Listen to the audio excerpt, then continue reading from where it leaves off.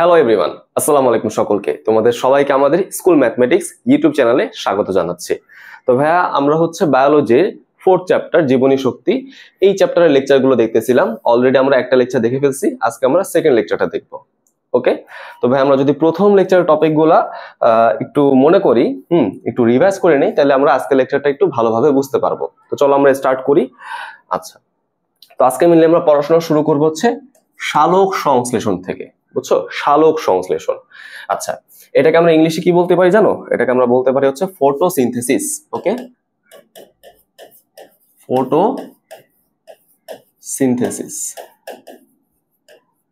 আমি যেটা বরাবরই তোমাদের জোর দিয়ে বলি সেটা বায়োলজি যখনই আমি পড়বো তখন সেই নামের আমরা দুইটা অংশ শিখবো। বুঝছো, সেই নামের আমরা দুইটা পার্ট শিখবো।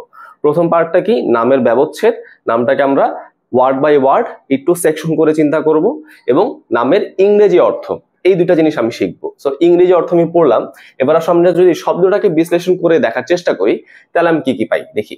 সালোক সংশ্লেষণ, দেখো তো এই শব্দের মধ্যে তিনটা শব্দ লুকায় আছে, তিনটা পদ, হ্যাঁ, তিনটা জিনিস লুকায় আছে। সেটা কি? প্রথম স, তারপর আলোক, তাহলে হয়ে গেল সালোক, আর সাথে আমাদের সংশ্লেষণ। ওকে, এই তিনটা অংশ কিন্তু এখানে লুকায় আছে। আচ্ছা, এবার আসে ভাইয়া, এই যে আমাদের ওয়ার্ড গুলা বা এই যে আমাদের অংশগুলো আছে, এগুলা কোনটা দিয়ে কি বোঝায়? স মানে বোঝা সহ, ওকে, আর আলোক দিয়ে কি বোঝায়? আলোক শক্তি, তাই না? এখানে মেইনলি সূর্যের আলো আমি চিন্তা করব, তাই না? তাহলে সূর্যালোক। তার মানে আমি কি বুঝলাম? সালোক সংশ্লেষণ এমন একটা প্রক্রিয়া যেখানে অবশ্যই আমাদের সূর্যালোক সহ বিক্রিয়া বা সূর্যালোক সহ আমাদের কাজগুলো হইতে হবে। আর সংশ্লেষণ মানে কি জানো? সংশ্লেষণ মানে তৈরি হওয়া, তৈরি। ওকে, তার মানে আমরা এখানে কি করব? এমন কিছু পদার্থ তৈরি করব যার জন্য অবশ্যই আমাদের সূর্যের আলো প্রয়োজন হয়। হ্যাঁ, আচ্ছা, তাহলে খেয়াল করে দেখো, সূর্যের আলো থেকে কি পাওয়া যায়? নিশ্চয় ফোটন পাওয়া যায়, তাই না? সূর্যের আলো থেকে আমি কি পাবো? ফোটন পাবো না? Photon, right? তোমরা কিন্তু এগুলো ফিজিক্সে পড়ছো। ফোটন বলতে কি বোঝায়? ফোটন শক্তির একটা একক, রাইট? আর তৈরিকে আমরা কি বলতেছি? তৈরিকে আমরা ল্যাটিন শব্দে বলতে পারি সিনথেসিস। ওকে, সিনথেসিস। তার মানে ফোটন দিয়ে যদি আমি কোনো কিছু তৈরি করি সেটাই ফোটন সিনথেসিস বলতে পারি। তো একসাথে বললে কি হয়ে যায়? ফটোসিনথেসিস হয়ে যায়। ওকে, একসাথে বলে সেটা হয়ে যাবে কি? ফটোসিনথেসিস। আচ্ছা, তো দেখছো আমরা কিন্তু ওয়ার্ডটাকে যদি একটু সেকশন করে করে একটু ভাগ ভাগ করে যদি আমরা আলোচনা করতে পারি তাহলে পড়াটা কত সহজ হয়ে যায় না? আচ্ছা, এইবার আমরা যদি এই পার্টগুলো বুঝে থাকি, আমরা কিন্তু এখন একটু ডেফিনেশনের দিকে চলে যেতে পারবো। যদি আমরা এগুলো একটু আয়ত্ত করে থাকি তাহলে এখন আমরা একটু ডেফিনেশনের দিকে মুভ করতে পারি। আচ্ছা দেখো, তো তোমাদের বইয়ে যে ডেফিনেশনটা আছে, সেই ডেফিনেশনটাকে আমি একটু তোমাদের সংক্ষেপে বা সহজভাবে রিপ্রেজেন্ট করার চেষ্টা করব। ওকে, তো সালোক সংশ্লেষণ বলতে আসলে কি বোঝায়? যে প্রক্রিয়ায়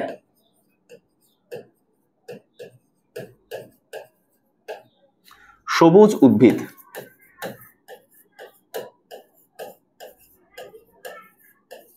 ওকে, যে প্রক্রিয়ায় সবুজ উদ্ভিদ আলোর উপস্থিতিতে, হ্যাঁ, মানে সূর্যের আলোর উপস্থিতিতে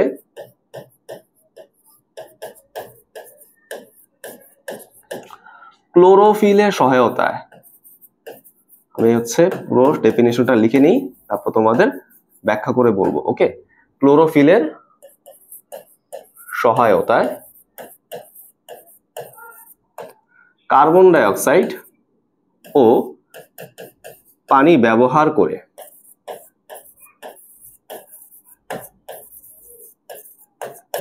কার্বোহাইড্রেট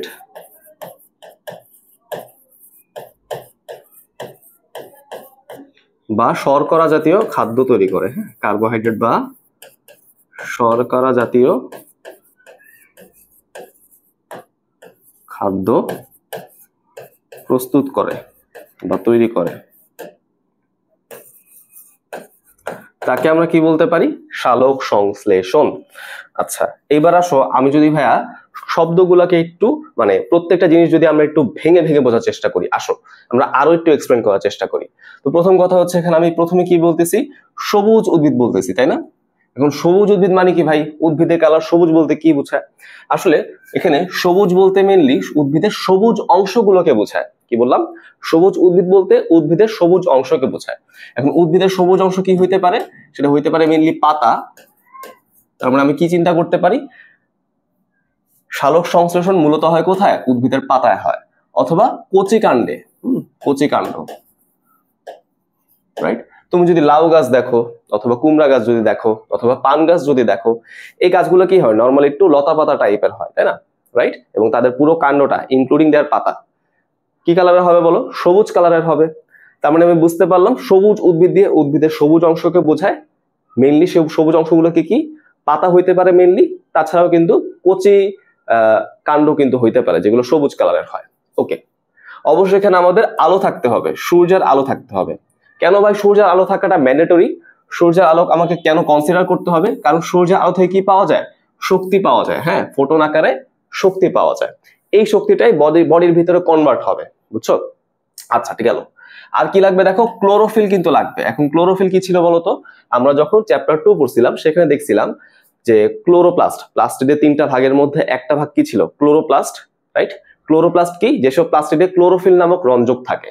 তার মানে ক্লোরোফিল হচ্ছে এক ধরনের রঞ্জক বা পিগমেন্ট, এক ধরনের কিছু রাসায়নিক অণু তুমি বলতে পারো। এই রাসায়নিক অণুই হচ্ছে মেনলি শর্করা জাতীয় খাদ্য তৈরিতে হেল্প করে, তাই না? তাহলে আমরা কেন এখানে সব উদ্ভিদের সবুজ অঙ্গগুলোকে চিন্তা করি? কারণ সবুজ অঙ্গে কি পাওয়া যায়? ক্লোরোফিল পাওয়া যায়। একটু মাথায় রাখবেন আমাদের। তাহলে সূর্যের আলো এবং ক্লোরোফিল কি করবে বলতো?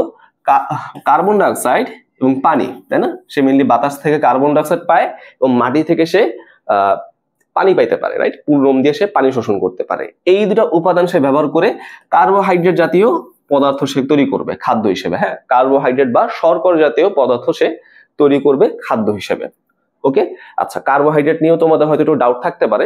এটা আবার হচ্ছে চ্যাপ্টার 5 এর আলোচনা। হ্যাঁ, তোমাদের সাকিব স্যার হচ্ছে চ্যাপ্টার 5 পড়াইছে, সেখানে কিন্তু আমরা দেখছি যে কার্বোহাইড্রেট বা শর্করা আসলে কি। তো আপাতত আমরা বিষয়টাকে বুঝলাম কিনা, আমি এইগুলোকে ইউজ করে এটা তৈরি করব, রাইট? এইটাই হচ্ছে উদ্ভিদের খাবার, ঠিক আছে? আচ্ছা, সো এখন যদি ভাই আমরা একটু রিঅ্যাকশনটা দেখার চেষ্টা করি, এটা তো আমরা বুঝলাম, ডেফিনেশনটা বুঝলাম। হ্যাঁ, এখন যদি আমরা একটু রিঅ্যাকশন দেখার চেষ্টা করি, তাহলে খেয়াল করে দেখো, আমরা পরবর্তী স্লাইডে যাই। দেখো, এখন যদি আমি এখানে বিক্রিয়াটা দেখি, আমি কি বলতেছিলাম ভাই? আমার লাগবে হচ্ছে কার্বন ডাইঅক্সাইড এবং লাগবে পানি, তাই না? রাইট? এইটা আমি হচ্ছে বিক্রিয়া করাবো। এখানে অবশ্যই কি থাকবে? সূর্যের আলো থাকবে এবং ক্লোরোফিল থাকবে।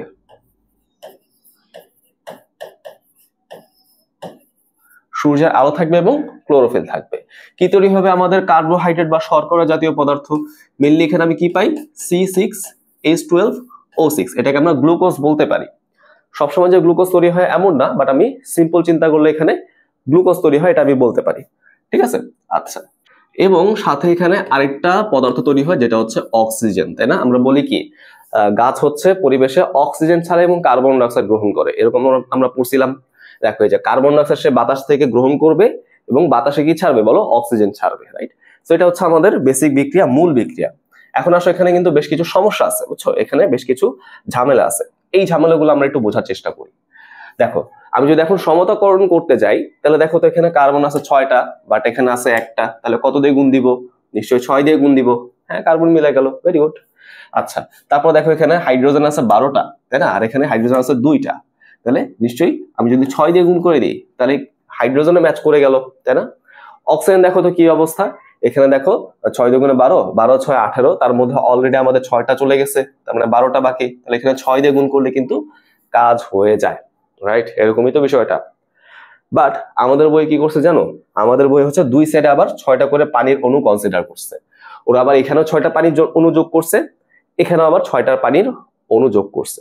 তাহলে আমি যদি এখানে 6টা পানির অণু যোগ করি, তাহলে আগে ছিল আমাদের 6, এখন আমাদের আরো 6টা চলে আসবে, কত হয়ে যাবে বলতো? 12। এবং এখানে কি চলে আসলো বলতো? যেহেতু আমি বাম দিকে 6টা পানির অণু এক্সট্রা করে যোগ করলাম, সেটা আমাকে ডান দিকেও যোগ করতে হবে, তাই না? তাহলে আমাদের বইয়ে আলটিমেটলি এই বিক্রিয়াটা লেখা আছে, 6CO2 plus 12H2O equals to C6H12O6 plus 6O2 plus 6H2O, এরকম একটা রিঅ্যাকশন আমাদের লেখা আছে। আচ্ছা, এখন আমাদের মনে একটা কমন প্রশ্ন জাগতেই পারে যে ভাই আমার এখানে এক্সট্রা করে 6 অণু পানি আনার দরকার কি ছিল? না আনলে তো ভালো হইতো, তাই না? আমি কেন এক্সট্রা করে এখানে 6 অণু পানি আনবো? না আনলেই তো জিনিসটা সুন্দর ছিল না, এটা আনলেই তো বড় সমস্যা। আচ্ছা, খেয়াল করে দেখো আমাদের বইয়ে কিন্তু এই জিনিসটা খুব সুন্দর করে ব্যাখ্যা করা হয় নাই, বাট ইন্টারমিডিয়েটে যখন আমরা বায়োলজি ফার্স্ট পেপার পড়বো, সেই ফার্স্ট পেপারে 9ম চ্যাপ্টারে এই জিনিসটা একটু ছোট্ট করে ব্যাখ্যা দেওয়া আছে। সেই ব্যাখ্যাটা কি, ওরা বলছে যে আমি এখানে যে পানিগুলো চিন্তা করতেছি, এই পানি আর এই পানি সেম না, বুঝছো? এই পানি আর এই পানি সেম না। কেন? কারণ এই পানির মধ্যে যে অক্সিজেন গুলা, এই পানির মধ্যে যে অক্সিজেন গুলা, সেটা কিন্তু এইখানের অক্সিজেন না, বরঞ্চ সেই অক্সিজেন গুলো হচ্ছে এইখানের। ওকে, এবং ঠিক আছে গেল, বাট হাইড্রোজেনটা আবার এখান থেকে আসে, ওইটা ডাজন্ট ম্যাটার, সমস্যা নাই। তাহলে আমি চিন্তা করে দেখি, তাহলে এই পানির অক্সিজেনটা কোথায় যায়? আমি তো বললাম ভাই এই পানির অক্সিজেন আসে কার্বন ডাইঅক্সাইড থেকে, এই 12 পানি থেকে আসে না কিন্তু। ওকে, তাহলে তোমার মনে প্রশ্ন জাগতে পারে যে ভাই এই পানির অক্সিজেন কই যায়? এই পানির অক্সিজেন মেনলি যায় হচ্ছে এইখানে। তাহলে এই পানি থেকে মেনলি আমরা অক্সিজেন মুক্ত অবস্থায় পাই, তাই না? তা আমি বুঝতে পারলাম না আলটিমেটলি যে এই পানি থেকে অক্সিজেন কিন্তু এই পানিতে যাচ্ছে না, বরং সেটা অক্সিজেন গ্যাস আকারে আলাদা হয়ে বের হয়ে যাচ্ছে। এই জন্য আমরা এখানে কি করতেছি, এখানে এক্সট্রা করে মানে দুই জায়গায় আমি পানি দেখাচ্ছি আলাদা করে, বুঝছো বিষয়টা? আমি কিন্তু এখানে পুরোপুরি জিনিসটাকে ব্যাখ্যা করলাম না, কারণ তোমরা কিন্তু জানো যে আমি হচ্ছে কোন মেথডটা পড়াইতে পছন্দ করি। তোমাদের বইয়ে ঠিক যতটুকু আছে, তোমাদের সিলেবাসে ঠিক যতটুকু আছে, আমি পড়াটাকে সেই পর্যন্ত লিমিটেড রাখার চেষ্টা করি। এখানে অনেক কিছু বলা যায়, বাট আমি অত কিছু বলবো না। জাস্ট তুমি একটু মনে রাখো, এখানে কিন্তু আমাদের দুই দিকে হচ্ছে পানি অণু দেখাইতে হবে, বুঝছো? কেমিস্ট্রির মতো চিন্তা করলে হবে না, দুই দিকে আমাদের পানি অণু দেখাইতে হবে, কারণটা আমি তোমাকে সংক্ষেপে বলে ফেললাম। আচ্ছা গেল, এবার চলে আসো ভাই, আমি যদি এখান থেকে দেখার চেষ্টা করি, দেখো আমাদের হেডিংটা কি দেওয়া, প্রয়োজনীয় উপকরণ, কি কি জিনিস লাগবে। তো আমি এখান থেকে কি দেখতেছি, আমাদের বাম দিকে কিছু বিক্রিয়ক আছে, তাই না? তাহলে নিশ্চয়ই আমাদের বিক্রিয়ক গুলো তো লাগবেই, কার্বন ডাইঅক্সাইড লাগবে, পানি লাগবে, আর আমি এখানে কি দেখতেছি, আলো লাগবে, ক্লোরোফিল লাগবে, তাই না? তা আমি যদি বলি প্রয়োজনীয় উপকরণ কি কি হইলো,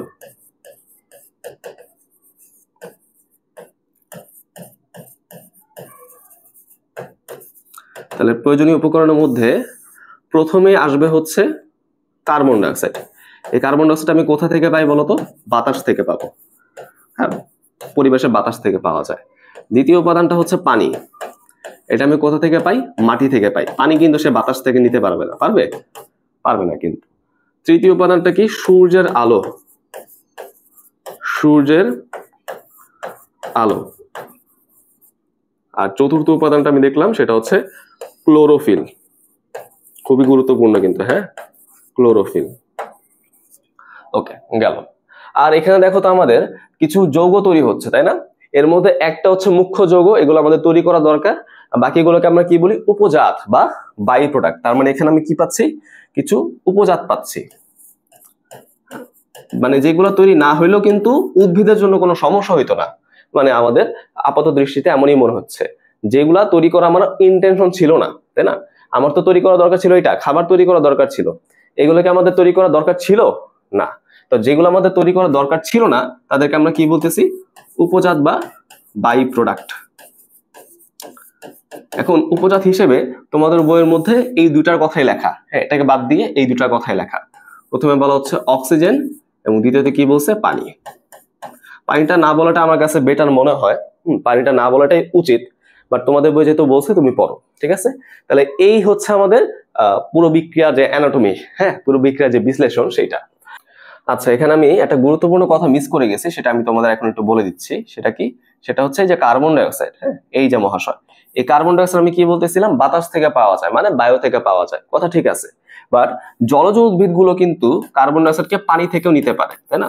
পানির মধ্যে কিন্তু কার্বন ডাইঅক্সাইড খুব সহজেই দ্রবীভূত হয়ে যায়। তার মানে আমি কার্বন ডাইঅক্সাইড হচ্ছে বাতাস থেকেও নিতে পারি, পানি থেকেও নিতে পারি।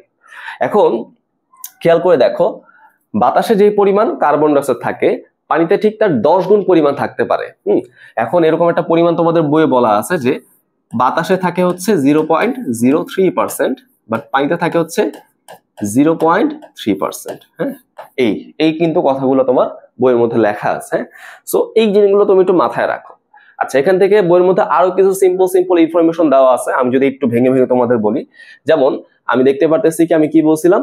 উদ্ভিদের সবুজ অংশে কিন্তু আমাদের বিক্রিয়াটা হয়। মেনলি কোথায় হয় বলতো? মেনলি হয় হচ্ছে আমাদের পাতায়, রাইট?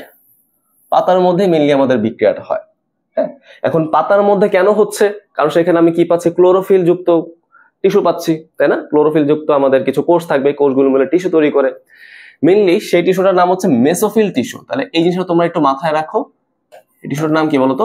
Mesophyll tissue.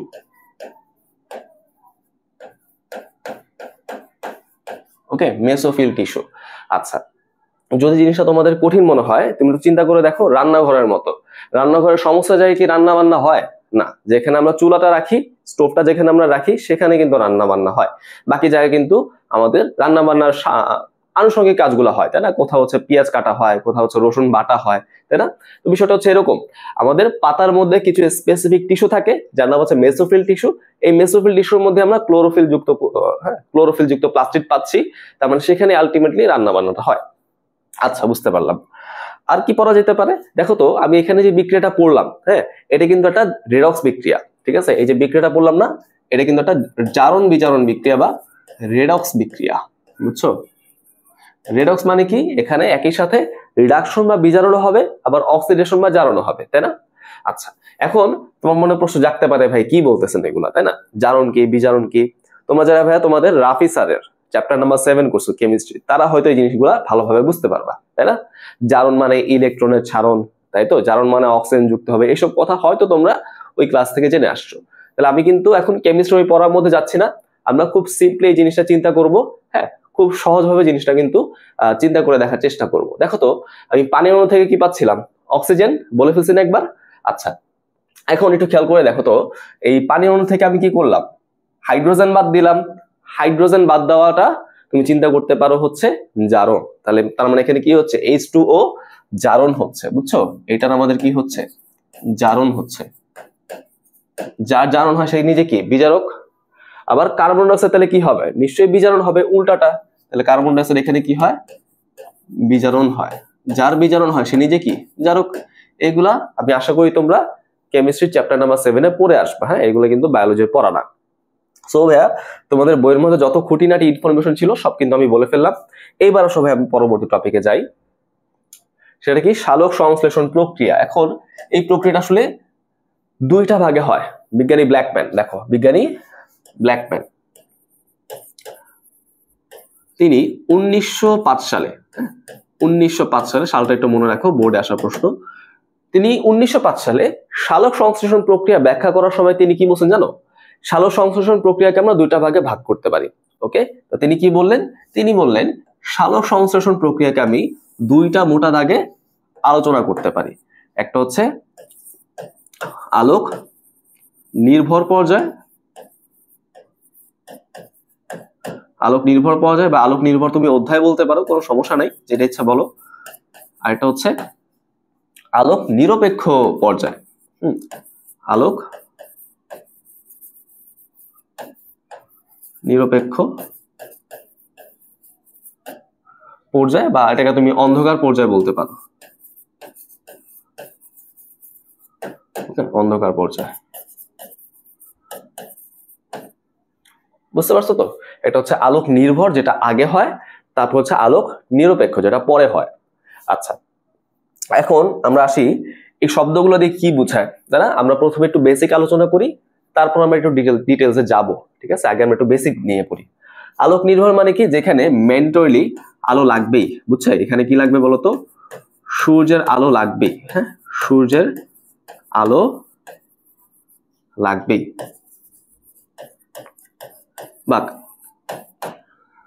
বাট আলোক নিরপেক্ষ অধ্যায়ে সূর্যের আলো না থাকলে বেটার, বুঝছো? থাকলেও সমস্যা নাই, না থাকলে কিন্তু বেটার। তার মানে এখানে আলো থাকলেও হবে বা না থাকলেও কিন্তু হবে, ঠিক আছে? তার মানে আলো থাকুক বা না থাকুক, হ্যাঁ, তাও কিন্তু হবে, থাকুক বা না থাকুক। এটাকে আমরা আলোক নিরপেক্ষ বলতে পারি, মানে নামের মধ্যে আছে, তাই না? আলোক নিরপেক্ষ। নিরপেক্ষ মানে কি? আলো আছে কি নাই তাতে তার কিছু যায় আসে না। ওকে, আচ্ছা, তাহলে এখন আসো এই ধাপে মেনলি কি হয়, না এই ধাপে মেনলি কি হয় আমরা একটু এক বাক্যে বোঝার চেষ্টা করি, তারপর আমরা ব্যাখ্যায় চলে যাব। দেখো, আলোক নির্ভরে মেনলি কি হয় জানো? এখানে মেনলি শক্তির রূপান্তরটা হয়। এখানে কি হবে? আমাদের সূর্যের আলো থেকে আসা সৌরশক্তি, সূর্যের আলো থেকে আসা সৌরশক্তি এটা রূপান্তরিত হয়ে যাবে রাসায়নিক শক্তিতে। ওকে, এরকম, ঠিক আছে। এটা আমরা কিন্তু ব্যাখ্যা করবো একটু পরেই। আর আলোক নিরপেক্ষ অধ্যায় কি হবে, এখানে মেনলি কার্বন ডাইঅক্সাইড এবং পানিকে ব্যবহার করব, প্লাস এখান থেকে যে শক্তিটা তৈরি হলো সেই শক্তিকে আমি ব্যবহার করব। ব্যবহার করে আমি কি তৈরি করবো বলতো, আমি এখানে হচ্ছে শর্করা তৈরি করবো, তাই তো, C6H12O6। হ্যাঁ, তাহলে তোমার মনে হতে পারে ভাই এই কাজটা করলেই তো হইতো, এটা করার কি দরকার ছিল? আসলে এই কাজটা আপনা আপনি হয় না, কিছু শক্তি দেওয়া লাগে, এই শক্তিটা আমাদের এখানে তৈরি করে আনতে হয়। বুঝছো বিষয়টা? আচ্ছা, আশা করি আমরা বুঝতে পারছি। আচ্ছা ঠিক আছে, এবার চলে আসো আমরা পরবর্তী পড়াটা যাই, সেটা কি আলোক নির্ভর অধ্যায় বা আলোক নির্ভর পর্যায়, এটা আমরা পড়ি। তো আমি যদি এখানে ডেফিনেশনটা দেখতে চাই, আমরা কিন্তু অলরেডি এটা ব্যাখ্যা পড়েই ফেলছি, তাও আমি তোমাদের একটু সংজ্ঞাটা লিখে দিই। যে পর্যায়ে ক্লোরোফিল দ্বারা শোষিত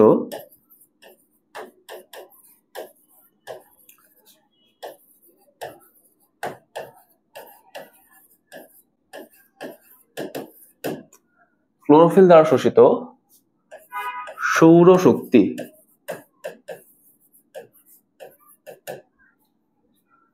রাসায়নিক শক্তিতে রূপান্তরিত হয়। বুঝছো, রাসায়নিক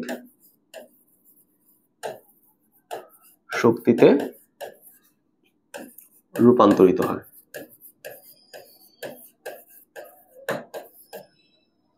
সেটাই হচ্ছে আমাদের আলোক নির্ভর পর্যায়। ওকে, তার মানে মেইন কথা হচ্ছে এখানে শক্তির রূপান্তর।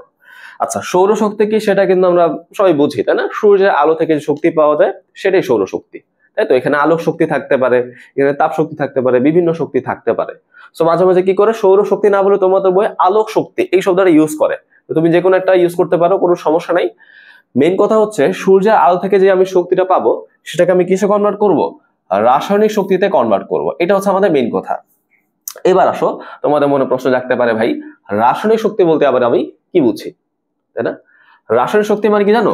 এই শক্তিকে আমি কি করব, যৌগ আকারে, হ্যাঁ, বিভিন্ন রাসায়নিক যৌগ আকারে আমি জমা করে রাখবো। বুঝছো, যৌগ বা অণু তুমি বলতে পারো, যৌগ আকারে জমা করব, হ্যাঁ, করা হয় এইভাবে বলি আমি। আচ্ছা, মানে আমি যৌগ তৈরি করব, সেই যৌগের মধ্যে আলটিমেটলি শক্তিটা জমা হয়ে যাবে, হ্যাঁ, বন্ধন শক্তি আকারে। আচ্ছা, এখন এখানে আমাদের কোন কোন যৌগ তৈরি হইতে পারে, তাই না? কোন কোন যৌগ তৈরি হইতে পারে? মেইনলি এখানে দুইটা যৌগ তৈরি হয়, এই দুইটা যৌগের কথা আমি একটু মাথায় রাখি। একটা হচ্ছে আমাদের অ্যাডিনোসিন ট্রাইফসফেট, এটার নাম কি বলতো, গতদিন আমরা দেখছিলাম, আমি আরেকবার বলে দিই, অ্যাডেনোসিন, হ্যাঁ, অ্যাডেনোসিন ট্রাইফসফেট। এবং এখানে পাওয়া যায় কি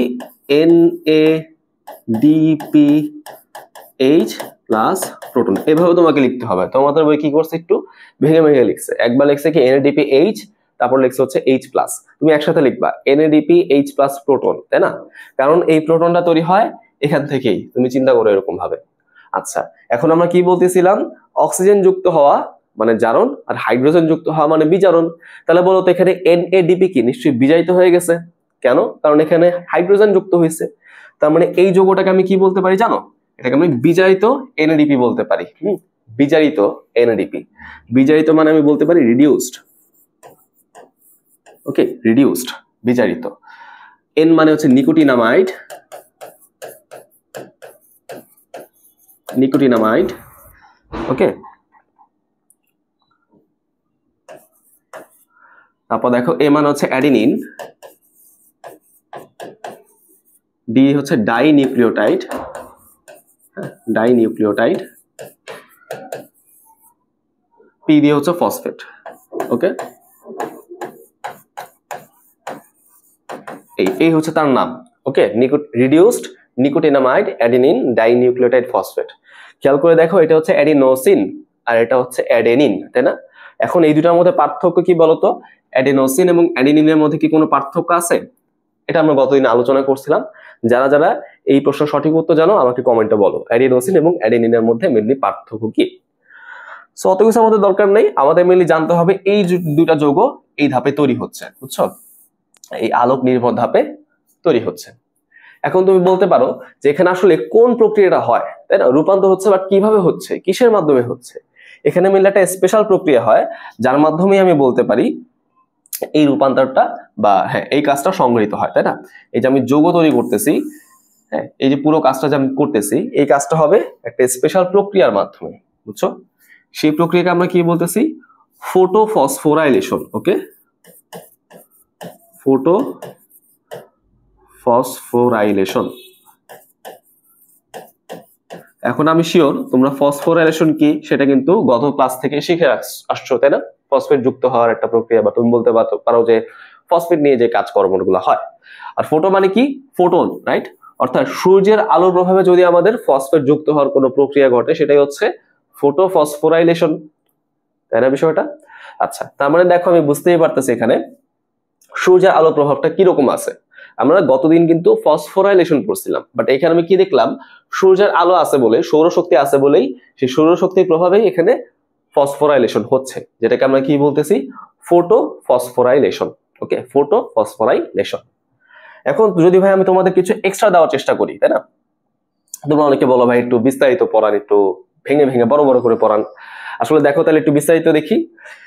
ফটোফসফোরাইলেশন এটা আবার উদ্ভিদ ভেদে দুই রকমের হয়, বুঝছো? একটাকে আমরা বলি হচ্ছে অচক্রিয়, আর একটাকে আমরা বলি হচ্ছে চক্রিয়। এগুলো এখন আর আমি বিস্তারিত বলবো না, কারণ এগুলো ইন্টারমিডিয়েটে পড়া, ঠিক আছে? খেয়াল করে দেখো, অচক্রিয় যে ফটোফসফোরাইলেশন, এখানে একটা মজার কাজ হয়, এখানে একটা ইন্টারেস্টিং বিষয় হয়। সেটা কি জানো? সেটা হচ্ছে বলতে পারি ফটোলাইসিস। হ্যাঁ, এই অচক্রিয় ফটোফসফোরাইলেশনে কি হয় জানো? ফটোলাইসিস হয়। ওকে, ফটোলাইসিস। তো ফটোলাইসিস মানে কি? আবার দেখো নাম থেকে বুঝতে পারতেছি, ফটো মানে ফোটন, সৌরশক্তি, সূর্যের আলো। সূর্যের আলো প্রভাবে যদি কোনো লাইসিস হয়, লাইসিস মানে কি? ভেঙে যাওয়া, বুঝছো? অর্থাৎ সূর্যের আলো প্রভাবে যদি কোনো কিছু ভেঙে যায় সেটাকে আমরা ফটোলাইসিস বলতে পারি। আসলে এখানে কি ভাঙে বলতো? এখানে মেইনলি ভাঙে হচ্ছে আমাদের মূলরম দ্বারা মাটি থেকে শোষিত পানি, সেই পানিটা আলটিমেটলি এখানে ভেঙে যাবে, বুঝছো? এই পানিটা আলটিমেটলি এখানে ভেঙে যায়, ভেঙে এখানে কি তৈরি করে জানো? এখানে ভেঙে তৈরি করে হচ্ছে অক্সিজেন, হাইড্রোজেন আয়ন এবং হচ্ছে মুক্ত ইলেকট্রন। এই তিনটা উপাদান তৈরি করে, অক্সিজেন, হাইড্রোজেন আয়ন এবং হচ্ছে মুক্ত ইলেকট্রন। খেয়াল করে দেখো, তাহলে আমি একটু শিওর হলাম পানি থেকে অক্সিজেন পাওয়া যায়। এইটাই কিন্তু আমরা তোমাকে হচ্ছে এখানে বোঝানোর চেষ্টা করছিলাম, পানি থেকে কি পাওয়া যায়? অক্সিজেন পাওয়া যায়, তাই না? তাহলে আশা করি এখন তোমরা প্রথম এই জিনিসটা বুঝলা যে পানি থেকে কিভাবে অক্সিজেন পাওয়া যায়, ফটোলাইসিসের মাধ্যমে। তারপর দেখো এখানে কি আছে? হাইড্রোজেন পাওয়া যায়। এই হাইড্রোজেন গুলো কি করে? NADP কে বিজারিত করে ফেলে, তাই না? আর এই ইলেকট্রনে আলটিমেটলি এই কাজগুলোকে সংগৃহীত হইতে সাহায্য করে, বুঝছো? ইলেকট্রন হচ্ছে আমাদের এখানে ইলেকট্রন ট্রান্সপোর্ট চেইনের মধ্যে চলে যায়, ওগুলো আবার অন্য জিনিস। তারপর তো আমরা বুঝতে পারলাম না এই আলোক নির্ভর অধ্যায়ে কি কি কাজ হয়। আশা করি এটা আমাদের ক্লিয়ার। আচ্ছা, তো চলো আমরা যদি এটা বুঝে থাকি আমরা পরবর্তী অংশে যাই। সেটা কি? আলোক নিরপেক্ষ অধ্যায়। সো আলোক নিরপেক্ষ অধ্যায়ে যে কি কাজ হয় সেটা কিন্তু আমরা অলরেডি দেখে আসছি। সেটা কি ছিল বলতো? আমরা মেইনলি এখানে যে শক্তিগুলো তৈরি হয়েছিল নির্ভর ধাপে, সেগুলো ব্যবহার করে কার্বন ডাইঅক্সাইড এবং পানির সহায়তায় গ্লুকোজ তৈরি করি এবং উপজাত হিসেবে আমরা অক্সিজেন পাচ্ছিলাম। সেই কাজটা কিন্তু আমাদের এই আলোক নিরপেক্ষ অধ্যায় হয়ে থাকে, বা অন্ধকার অধ্যায় বা অন্ধকার পর্যায়ে হয়ে থাকে। ওকে, আচ্ছা, এখন এই কাজগুলো আসলে কিভাবে হয় বলতো? এই কাজগুলো কিভাবে হবে? আপনাকে হবে না, এখানে মেইনলি কিছু স্পেশাল প্রক্রিয়া থাকে, কিছু স্পেশাল গতিপথ থাকে, হ্যাঁ, যেটাকে আমরা সাইকেল বলতে পারি। সেই গতিপথ কতগুলো জানো? 3টা। ওকে, 3টা গতিপথ এখানে পাওয়া যায়, যে গতিপথের মাধ্যমে আলটিমেটলি আমরা কার্বন ডাইঅক্সাইড, পানি ইউজ করে গ্লুকোজ পাইতে পারি। এখন এই গতিপথগুলো কি কি যদি আমি তোমাদের একটু বলার চেষ্টা করি, দেখো এখানে আমরা গতিপথগুলো একটু সংক্ষেপে দেখার চেষ্টা করব, হ্যাঁ, পরে আমরা বিস্তারিত পড়বো। আচ্ছা দেখো, প্রথম গতিপথটার নাম হচ্ছে ক্যালভিন চক্র। ক্যালভিন চক্র। ওকে, দ্বিতীয় গতিপথটার নাম কি? হ্যাচ ও স্ল্যাক চক্র। হ্যাচ ও স্ল্যাক চক্র। এবং লাস্টের গতিপথটা আসলে সত্যিকার অর্থে কোনো চক্র না, এটাকে আমরা একটা সংক্ষেপে প্রক্রিয়া বলতে পারি, সেটা হচ্ছে CAM প্রক্রিয়া। হ্যাঁ, CAM প্রক্রিয়া, ঠিক আছে। আচ্ছা, সো মেইনলি আমাদের কি করতে হবে, আমাদের বইয়ের মধ্যে শুধুমাত্র এই দুটো একটা ব্যাখ্যা দেওয়া আছে, অল্প বিস্তর কিছু ব্যাখ্যা কিছু পড়াশোনা দেওয়া আছে, এটা খুবই সামান্য লেখা আছে। তো আমি কি করবো, এখানে প্রত্যেকটা জিনিস হচ্ছে তোমাদের জন্য যতটুকু জানা দরকার ততটুকু আমি এক্সপ্লেন করার চেষ্টা করব। আসলে তাহলে আমরা এই পড়াশোনাটা শুরু করি। তাহলে আমি কোনটা দিয়ে স্টার্ট করবো বলো? ক্যালভিন চক্র দিয়ে আমি হচ্ছে স্টার্ট করব। আচ্ছা আসো, তো প্রথম কথা হচ্ছে ক্যালভিন চক্রের নাম কেন ক্যালভিন চক্র হলো? নিশ্চয়ই আমি বুঝতে পারতেছি, আবিষ্কারকের নাম অনুযায়ী এই চক্রের নাম কি চলে আসছে বলতো? ক্যালভিন চক্র চলে আসছে। তবে এই চক্রের একটা পূর্ণ নাম আছে, বুঝছো? এখানে কিন্তু একজন মাত্র আবিষ্কার করে নাই, বরঞ্চ তিনি ছিলেন একজন মেইন সায়েন্টিস্ট। ওকে, তার সাথে আরো কিছু অ্যাসিস্ট্যান্ট প্রফেসর বলতে পারো, আরো কিছু সহযোগী ছিলেন আর কি। তো এই চক্রের পুরো নাম হচ্ছে ক্যালভিন, বেনসন ও বেসাম চক্র। হ্যাঁ, ক্যালভিন, বেনসন ও বেসাম চক্র। আমরা তিনজন সায়েন্টিস্টের নাম আমি এখানে দেখতে পারলাম। তবে মেইনলি আমরা কার নাম পড়ে থাকি? ক্যালভিনের নামটাই সবচেয়ে বেশি পড়ে থাকি। ওকে, আচ্ছা, তাহলে এটা হচ্ছে তার মূল নাম। অপর নামটা কি বলতো? আমি অপর কোন নামে এটাকে রাখতে পারি? অপর নাম এটাকে আমরা বলতে পারি হচ্ছে C3 গতিপথ। হ্যাঁ, C3 গতিপথ বা C3 চক্র কিন্তু বলা যেতে পারে। এখন C3 মানে কি জানো? এখানে নিশ্চয়ই 3টা কার্বন দিয়ে কিছু একটা হবে, তাই না? C মানে তো কার্বন, তার মানে নিশ্চয়ই এখানে 3 কার্বন দিয়ে কিছু একটা হবে। আমি যখন চক্রটা বিস্তারিত পড়বো ইন্টারমিডিয়েটে গিয়ে, তখন দেখতে পারবো এই চক্রের প্রথম স্থায়ী পদার্থ হয় 3 কার্বন বিশিষ্ট ফসফোগ্লিসারিক অ্যাসিড। তার মানে প্রথম স্থায়ী পদার্থ হবে,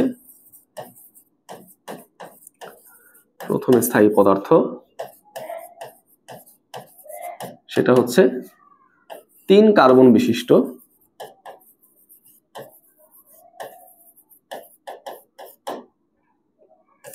ফসফোগ্লিসারিক অ্যাসিড।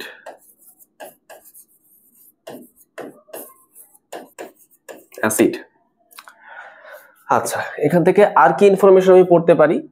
তো এখান থেকে আরেকটা সিম্পল ইনফরমেশন পড়ো যে এই চক্রটা মেইনলি কোন কোন উদ্ভিদে হয়। এটা হয় অধিকাংশ উদ্ভিদ। আমরা যত রকমের উদ্ভিদ দেখি প্রায় সবার মধ্যে কিন্তু C3 চক্র বা ক্যালভিন চক্রটা হয়ে থাকে। ওকে, একটু জানলেই হচ্ছে, এখান থেকে ক্যালভিন চক্র থেকে আর তেমন কিছু পড়ার নাই। ওকে, তাহলে আমাদের কিন্তু একটা চক্র গেল। এরপর আমরা পড়বো হচ্ছে হ্যাচ ও স্ল্যাক চক্র। আচ্ছা চলো আমরা এটা একটু পড়া স্টার্ট করে দিই। হ্যাচ ও স্ল্যাক চক্র, তাহলে এখান থেকে আমি নাম থেকে বুঝতে পারতেছি যেটা কি আবিষ্কার করছে বিজ্ঞানী হ্যাক এবং স্ল্যাক একসাথে হচ্ছে এই জিনিসটা আবিষ্কার করছে, তাই না? এবং এই চক্রের অপর নামটা কি বলতো? অপর নামটা হচ্ছে C4 চক্র বা C4 গতিপথ। হ্যাঁ, অপর নাম C4 চক্র। তো কেন এটাকে আমরা C4 বলতেছি? কারণ এখানে প্রথম যে স্থায়ী পদার্থ সেটা কি হয়? 4 কার্বন বিশিষ্ট হয়। ঠিক আছে, তাহলে প্রথম স্থায়ী পদার্থ কিরকম হবে? সেটা হচ্ছে 4 কার্বন বিশিষ্ট হবে। হ্যাঁ, 4 কার্বন বিশিষ্ট হবে। সেই যৌগের নাম হচ্ছে, আমি বলে দিই, পরীক্ষা আসা অনেক বেশি, অক্সালো অ্যাসিটিক অ্যাসিড। হ্যাঁ, অক্সালো অ্যাসিটিক অ্যাসিড। তাহলে মোদ্দা কথা কি দাঁড়াইলো? C3 মানে কি? 3 কার্বন বিশিষ্ট একটা পদার্থ যেটা প্রথমে তৈরি হয়, যার নাম হচ্ছে ফসফোগ্লিসারিক অ্যাসিড। তাই ক্যালভিন চক্রের অপর নাম হচ্ছে C3 চক্র। আর C4 চক্রের ক্ষেত্রে কি হচ্ছে? প্রথম স্থায়ী পদার্থ হচ্ছে 4 কার্বন বিশিষ্ট অক্সালো অ্যাসিটিক অ্যাসিড। তাই C4 চক্রের তাই হ্যাচ স্ল্যাক চক্রের অপর নাম হচ্ছে C4 চক্র। ওকে, আচ্ছা এবার আসো মেইনলি কোন কোন উদ্ভিদে হচ্ছে এই চক্রটা সংঘটিত হয়।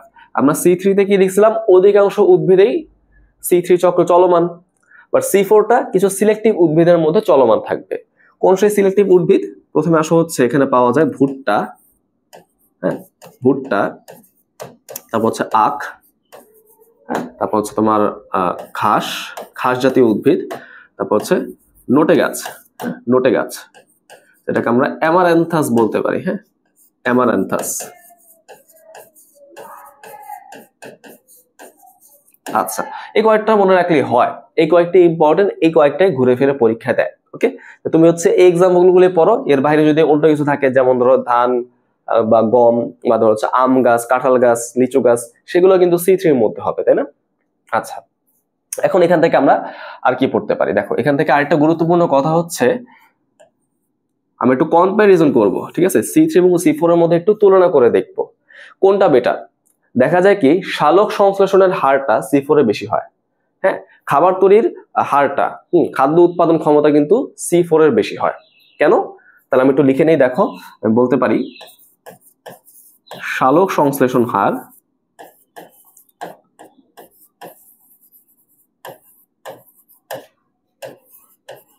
ও খাদ্য উৎপাদন ক্ষমতা, খাদ্য উৎপাদন ক্ষমতা, এটা কি হয়?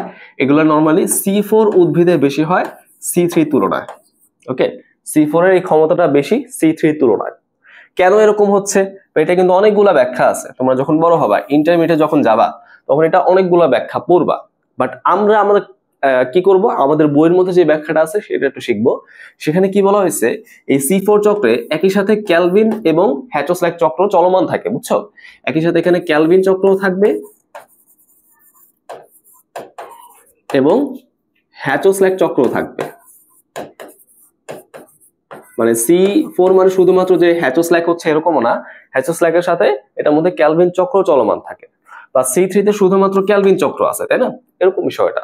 তার মানে এখানে যেহেতু দুইটা চক্রই চলমান আছে, তাই আমি বলতে পারি এদের শর্করা তৈরি বা খাদ্য তৈরির উৎপাদনের ক্ষমতাটাও বেশি হবে। হ্যাঁ, এরকম ভাবে বলা সম্ভব। যদি এটা ব্যাখ্যাটা আরো ভালো, এটা ব্যাখ্যাটা অনেক সুন্দর যে C4 এর মধ্যে কি আছে, আমাদের যে মেসোফিল টিস্যুর কথা বলছিলাম, সেই মেসোফিল টিস্যুর সাথে বান্ডল শীট টিস্যু থাকে, বুঝছো? এখানে দুই ধরনের আমাদের ক্লোরোপ্লাস্ট পাওয়া যায়, একটা গ্রানা থাকে আর একটা গ্রানা থাকে না। এখানে বেশ কিছু এনজাইম পাওয়া যায়, হ্যাঁ, বেশ কিছু উন্নত বা উচ্চ দক্ষতা সম্পন্ন কার্বক্সিলেজ এনজাইম পাওয়া যায়। অত ব্যাখ্যা কিন্তু আমাদের বইয়ে নাই বা সিলেবাসে নাই, এজন্য আমি বলতেছি না। যতটুকু দেওয়া আছে আমি ঠিক ততটুকুই বললাম। আচ্ছা, তো আমাদের C3 এবং C4 গেল।